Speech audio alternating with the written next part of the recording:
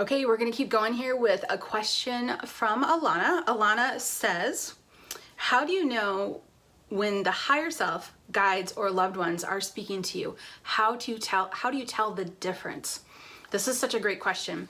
And I'm gonna start out, if you've listened to the last few, you're probably sick of hearing this, but everyone's intuition is unique and how things come through for each person is unique. So the best thing I can do for you is I can tell you how it happens for me to show you that there are subtle differences, and also show you that there are tools that you can use to learn to differentiate between them. So now this is very much a mediumship question because, the higher self, guides, loved ones, I'm gonna answer it in the form of mediumship. There's always, the psychic version of this as well. And the tools that I'm gonna talk about, you can apply across the board, no matter if you're psychic or medium or in between. So, when it comes to me differentiating between them, I experience them in two very different ways. When I experienced, so I'm gonna go back a little bit, like 10 years ago, when I was still, I had been a professional medium at that point for about 5 years, and I felt very confident in what I did. I was really solid, but I was still searching for ways to speed up the flow of information and kind of fine tune it, because when you first start out, you're doing a reading and you get this and you get this and you get this. And for most of us, when you're first starting out doing readings, it can take a little bit to get some information. And over time, you apply some, tools and you can get information faster to where you can eventually get to a point where you're doing a reading for someone and say, okay, this person's coming through, it's coming through on this side, and this is the message, and this is what I see, and this is what I hear. And that's what we're all working toward as readers, is to be able to fine tune that. Now, going back about 10 years ago, for me as a medium, I speak with guides and loved ones.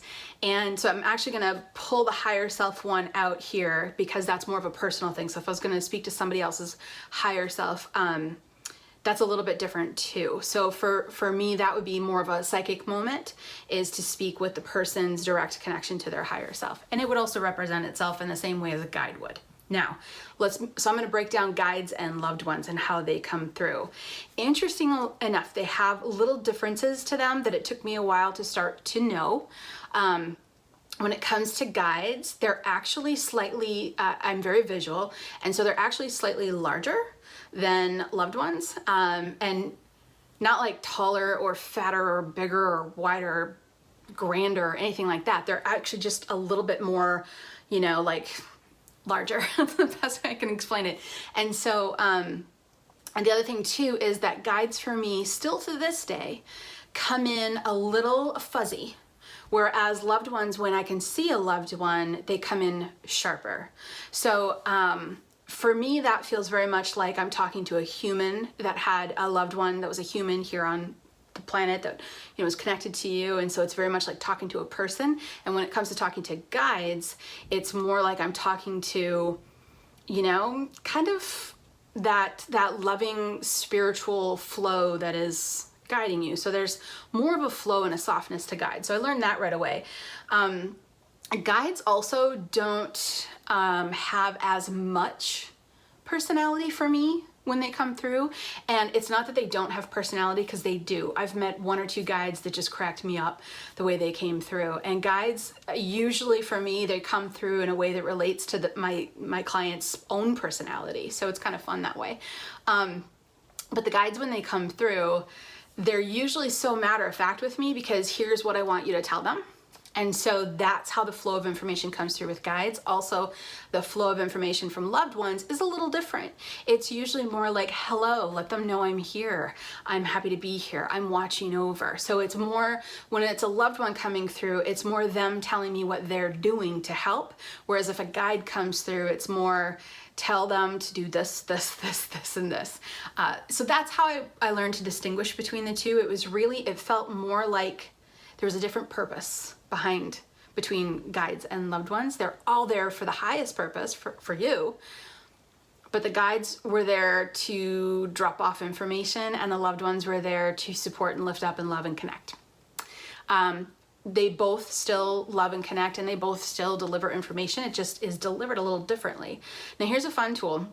When it comes to loved ones, again, back 10 years ago, someone would come through from the other side and I would try to figure, okay, well, it's male. I'm feeling like it's this kind of a profession. They'd passed away about this age. So I would get little bits of information about them.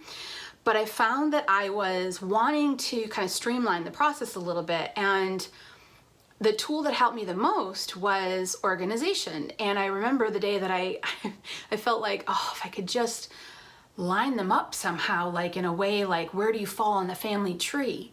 And when I said that, all of a sudden I got this image of like bowling pin kind of positioning, and I could see my client in this vision standing in the head pin, and behind them were father, mother, behind them were grandfather, grandmother, grandfather. And so the bowling pin expanded and it was perfect, and it started to work right away, and I loved it. So now, as fast forward through my years of reading, now it's gotten to where when they come through, I can say, oh, their grandmother coming through on your right side, which means it's your father's mother, and see how that just speeds everything up. And it was a really, really helpful tool. And then I had some really fun things come into that over the years. I remember once sitting with a client, and a man came through standing in her father's position.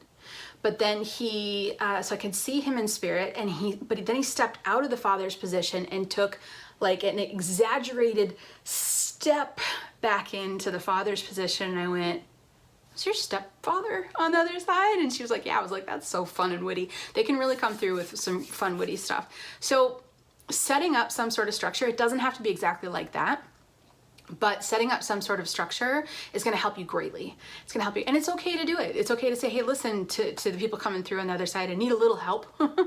Can you, if you're on the dad side, can you come over this side? If you're on the mom side, can you kind of show up over here? Just to add to that too, for me, if somebody comes through from the other side who's not blood related, they'll actually stand off to my side instead of in that bowling pin area.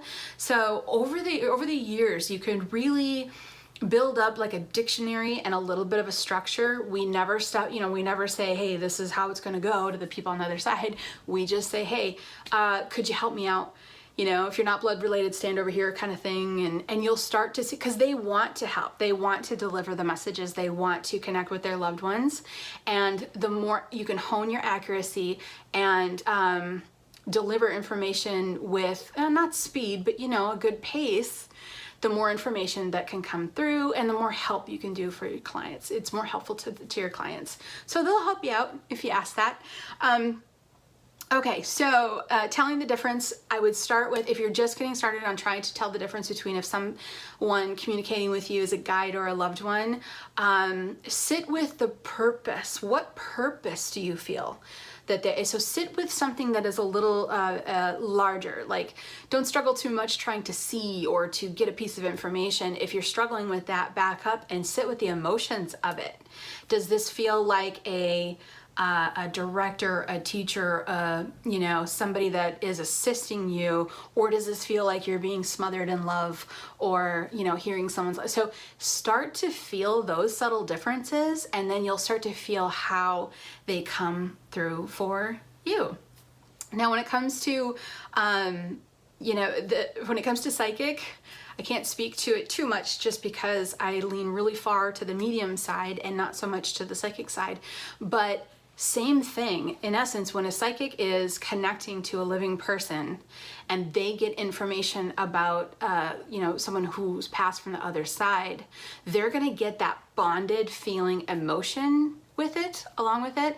Whereas if a psychic is reading for their client and they're getting information on their client's guides, they're gonna feel that subtle direction, guidance on the path, kind of, we're not playing games here. This is the helpful pieces of information that we know you can deliver. So guides are working, loved ones are loving. They're all loving, but you kind of get that different vibration there. So if you can hold on to that, that'll give you a feel. Many times when it comes to intuition, because it's so hard to differentiate things in the beginning, sometimes it's a matter of just relaxing and letting yourself feel this emotion, feel that emotion, or feel this purpose, or feel that purpose, or feel the reason, just feel, start with that, and then develop it from there. And like I said, it doesn't have to be tools that are exactly like the ones I talked about, like a bowling alley. It can be in any way, shape, or form.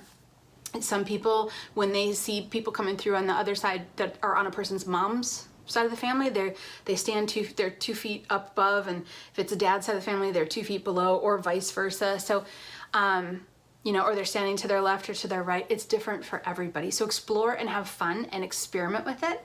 When you're experimenting with these types of things and trying different things out, your guides know it, the universe knows it, your clients' guides, your clients' loved ones know it, and they're going to help.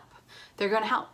So great question, Alana. Thank you so much for asking this one. I'm so glad this one got on here. Help people start to play around and explore with their mediumship skills and just their one-on-one connection, especially with the people on the other side. Okay, mwah, thank you so much.